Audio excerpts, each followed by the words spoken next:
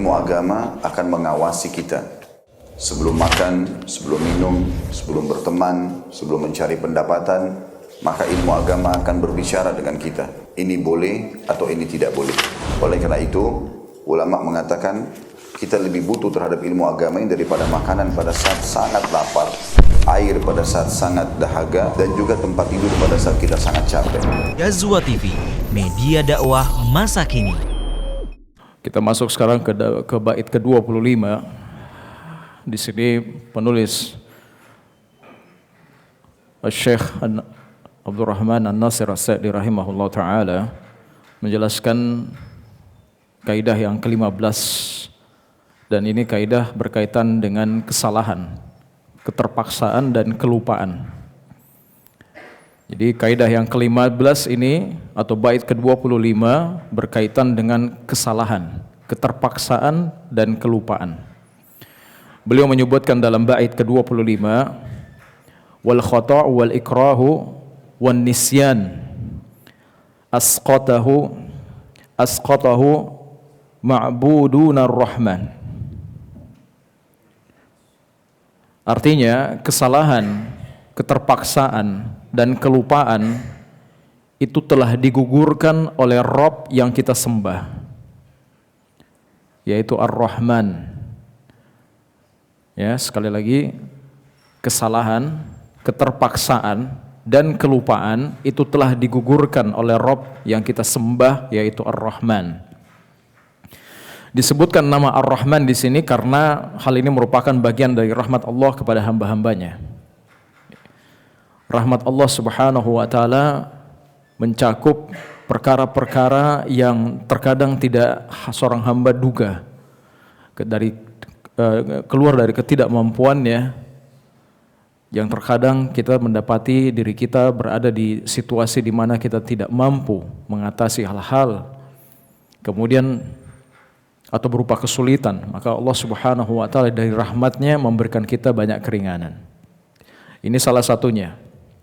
Maka kesalahan, keterpaksaan dan kelupaan ini digugurkan oleh Allah Subhanahu wa taala. Makanya di sini beliau rahimahullah taala penulis menyebut telah digugurkan oleh Rabb kita yang kita sembah, yaitu Ar-Rahman. Baik.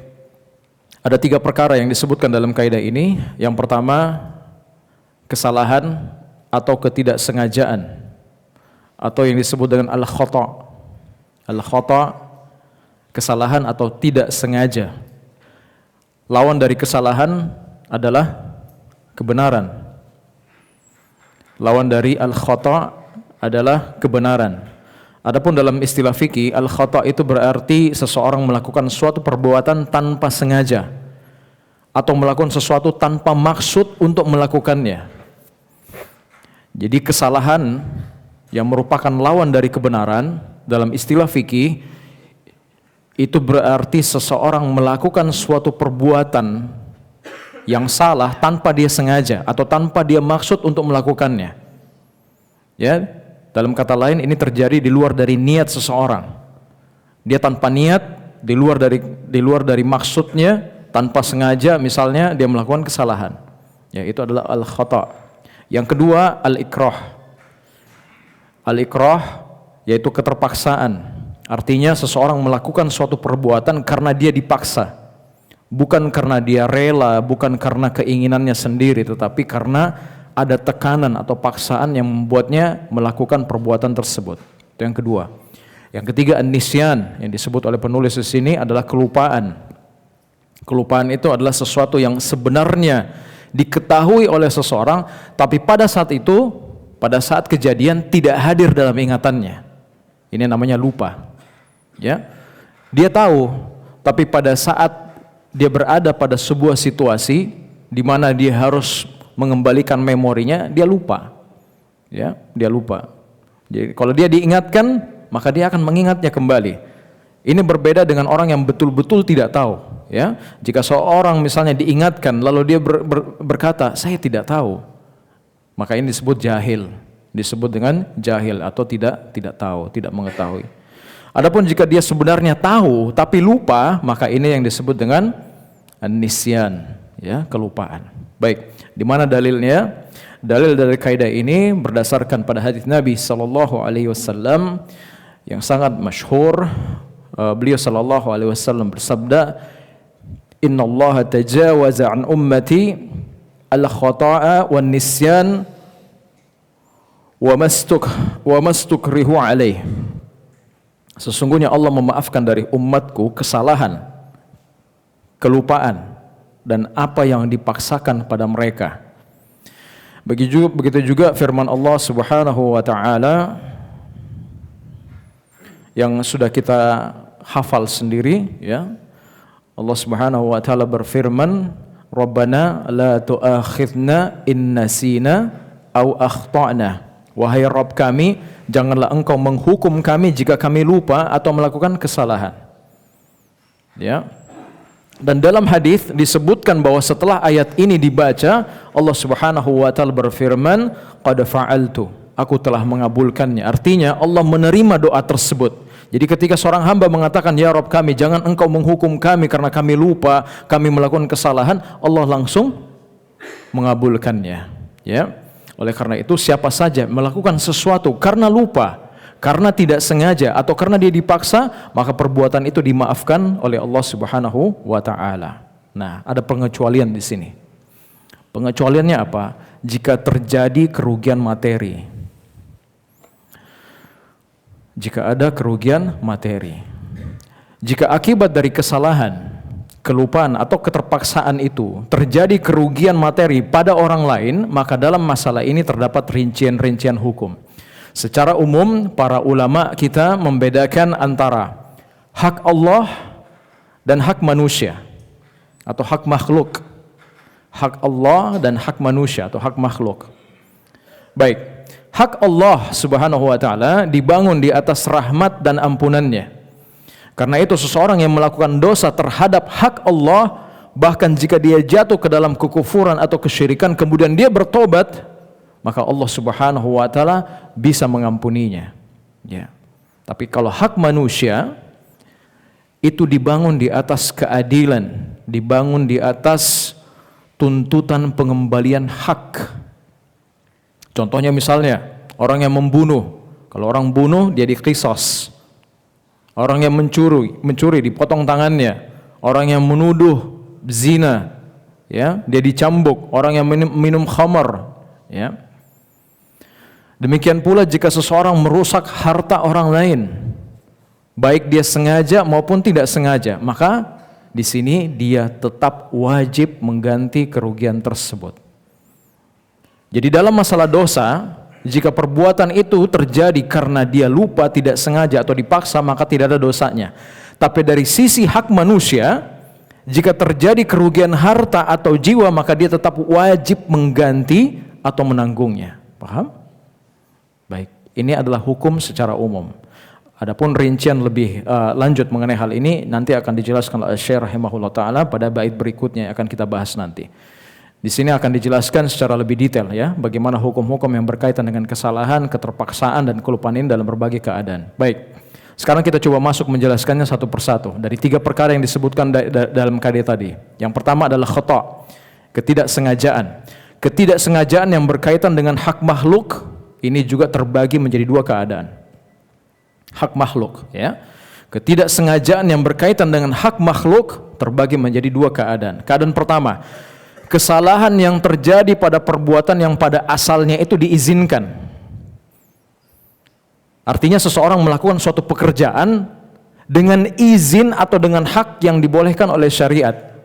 Kemudian terjadi kesalahan yang di luar kemampuannya, maka dalam seperti ini, jika terjadi kerugian materi, maka pada asalnya dia tidak menanggung ganti rugi. Atau yang disebut dalam istilah syariat itu dengan doman. Contohnya misalnya, ada seorang, dia wakilkan pada orang lain untuk menjualkan barang miliknya. Contoh misalnya HP, tolong jualkan saya HP saya. Oke.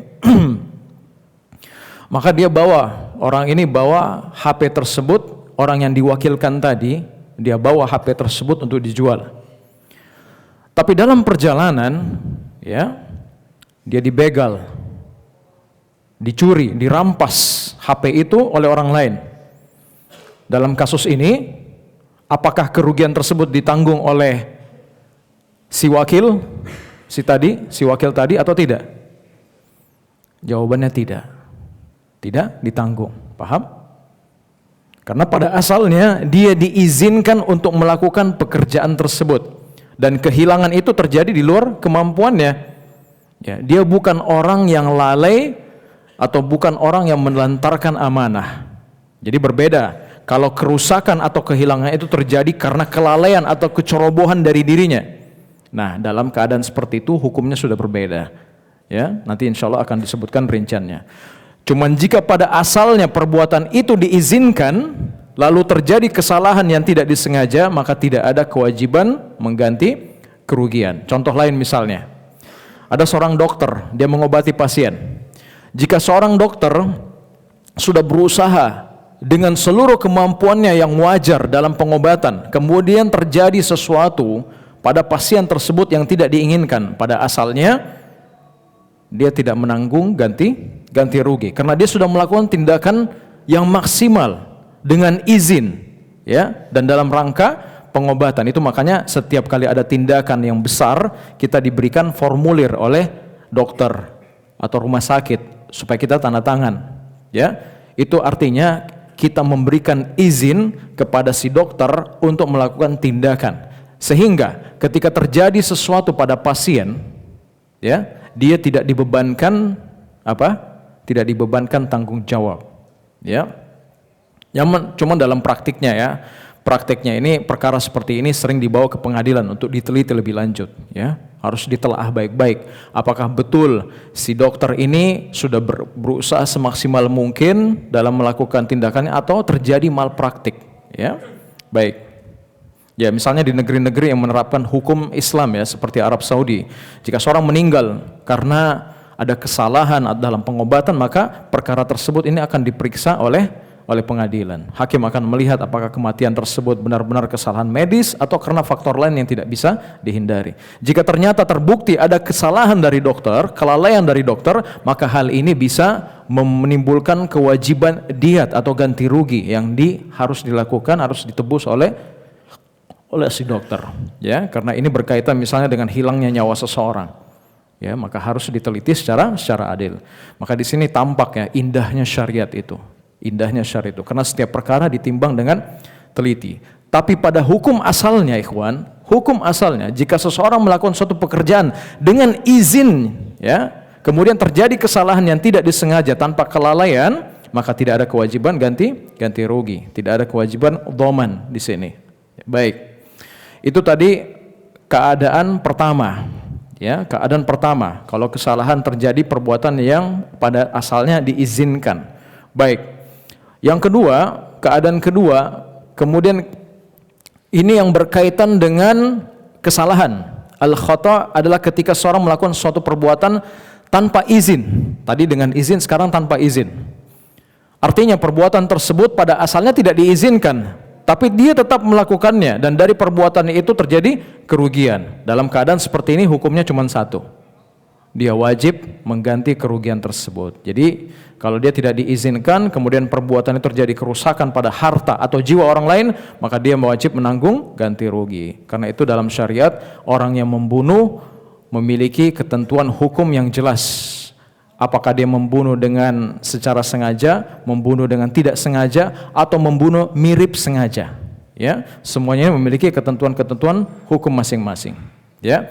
Jika dia membunuh dengan sengaja, maka hukum asalnya adalah diqisas, ya, kecuali kalau keluarga korban memberikan dia maaf.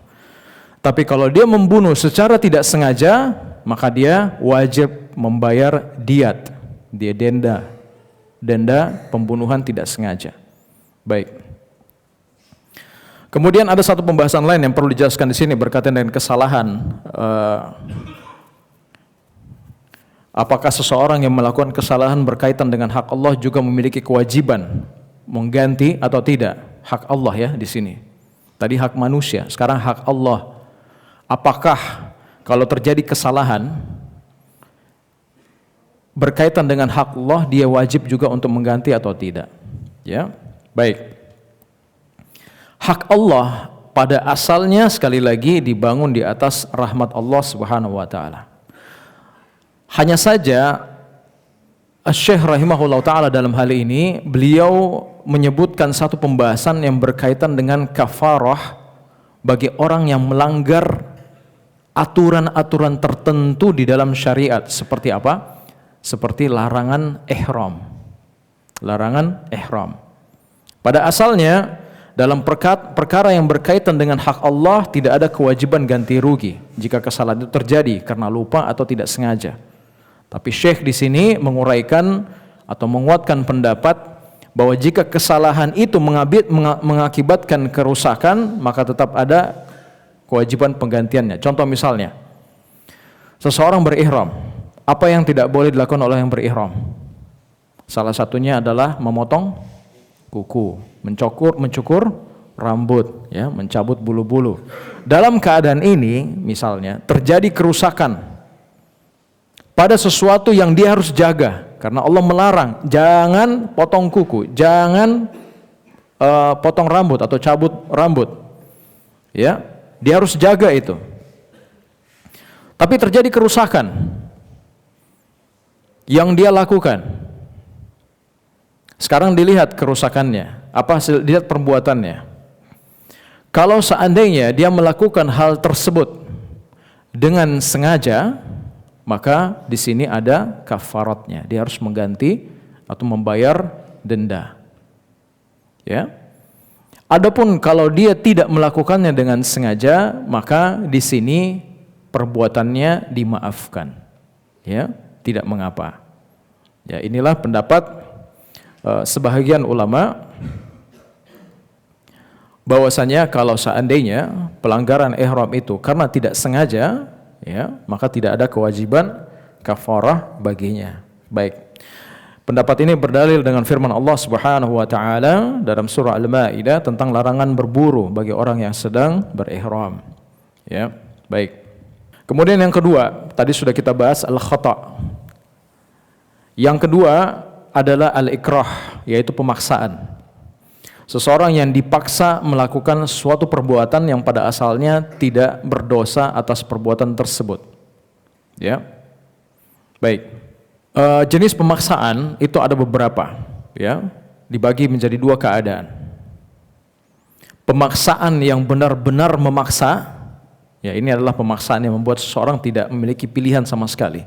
Ya, ancaman ini diberikan benar-benar membuat dia terpaksa melakukan perbuatan tersebut. Dalam keadaan seperti ini, kalau betul-betul dia dipaksa yang benar-benar paksaan sehingga tidak ada pilihannya, maka seseorang ini tidak dibebankan dosa, tidak ada dosa dan tidak ada tanggung jawab hukum terhadapnya. Ya, karena inilah yang disebut dengan paksaan yang sempurna, pemaksaan yang tidak sampai menghilangkan pemaksaan yang betul-betul dipaksa. Yang kedua, pemaksaan yang tidak sampai menghilangkan pilihan. Maksudnya dia masih ada pilihan. Ya, misalnya seseorang diancam, dia akan dibunuh, dipotong tangannya, dipenjarakan. Ancaman seperti ini tidak selalu membuat seseorang harus melakukan perbuatan tersebut. Ya, karena itu sebagian ulama membedakan jenis paksaan ini dengan paksaan yang benar-benar memaksa. Nah, ada beberapa syarat-syarat seseorang dianggap sebagai orang-orang yang terpaksa. Ya, syarat pertama, orang yang memaksa dia mampu melaksanakan ancamannya. Artinya, kalau dia mengancam, dia benar-benar atau pasti memiliki kemampuan untuk melaksanakan ancaman tersebut. Jika orang yang memaksa sebenarnya tidak mampu melaksanakan ancamannya, maka ini tidak dianggap sebagai pemaksaan. Jadi syarat pertama itu dia betul-betul, orang yang mengancam itu betul-betul mampu melaksanakan ancamannya. Itu syarat yang pertama. Syarat yang kedua, orang yang dipaksa dia tidak memiliki kemampuan untuk membela diri, tidak mempunyai kemampuan untuk melarikan diri. Ya, kalau dia masih mampu untuk melawan atau mampu melarikan diri, maka dia tidak dianggap sebagai orang yang terpaksa. Paham? Baik. Syarat yang ketiga, kalau dia menolak melakukan perbuatan yang dipaksakan, maka ancaman tersebut pasti akan dilaksanakan. Artinya ancaman tersebut betul-betul nyata. Ancamannya betul-betul nyata.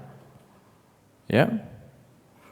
Yang keempat, orang yang dipaksa meyakini atau memiliki dugaan yang kuat bahwa ancaman itu benar-benar akan dikerjakan atau dilaksanakan. Misalnya dia akan diancam akan dibunuh dan dia benar-benar yakin bahwa ancaman tersebut betul-betul akan terjadi.